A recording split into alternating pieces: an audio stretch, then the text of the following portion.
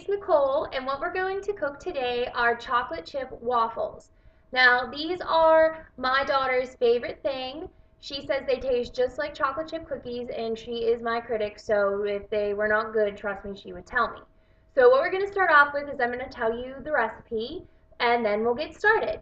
So what you need is you need 3/4 cup ground oat flour. Now I use regular oats that are gluten-free, and I just grind them in my smoothie maker because it's cheaper that way than actually buying flour.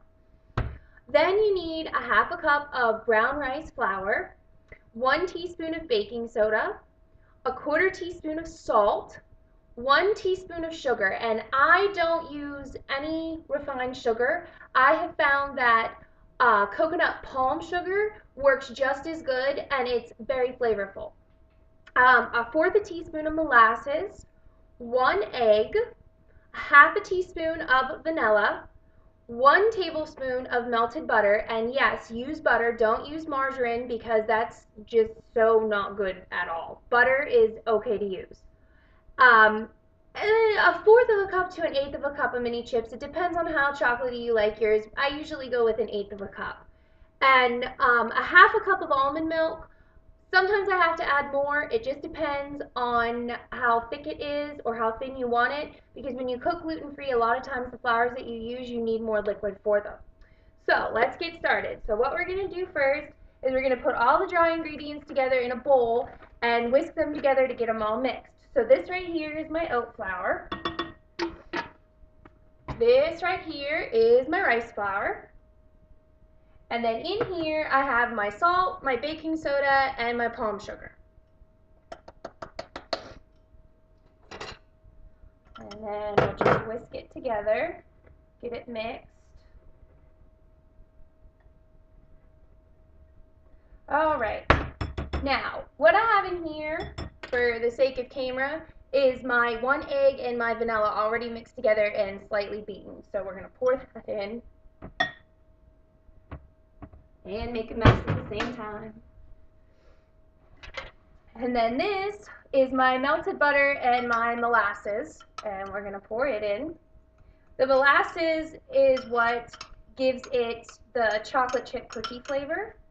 So you don't really need a lot, but just enough to kind of make it taste like that. Now, slowly kind of start to whisk it, and it's going to be really thick, so, you know, there's really nothing you can do. Just get it kind of going and start adding your milk. Now, I have a cup of almond milk here. You can use any milk that you want. I choose to go dairy-free, and I really like this almond milk. It's unsweetened, just original, not vanilla flavor, just original. So I'm going to start with, about a 1/4 cup. Mix it. See where we're at here, and it's definitely still dry. So I'm going to add another 1/4 cup. And you really can't make these too runny. Pancakes and waffles actually are supposed to be a little bit runnier. Still a little too thick for me. Gotta get all of that out of the whisk. Do another 1/4 cup. So now we're actually up to 3/4 cup almond milk. So see, it really just depends. Now we're starting to get the better consistency, which is going to pour onto your heated up waffle iron. So that's the consistency that you want. Now you're going to get a spatula, if you find one, and here finally is your mini chocolate chips. I don't use the big ones, I use the littler ones. I find that the big ones are just a little bit too much when you're trying to eat waffles. See, now mine doesn't have a lot of chocolate in it, that's how I like it. We're going to go with that. Now I have a heated waffle iron right here. I put coconut oil on it because I don't like to use any other oils. So I've had it heating up here on 3/4 of the way, not quite to max, but you want to be able to get them cooking. Now, I don't fill my waffle iron. I typically put on around 1/3 of a cup of batter and kind of smooth it out. and then close the waffle iron. And you're going to let this go until you start seeing steam rising from your waffle iron. And then you'll know to slowly open it to make sure that it's not sticking. Because a lot of times mine stick and I got to put it back down and wait a couple more minutes. When you can open it and it's not sticking and it's a little golden brown, then you'll know that it's done.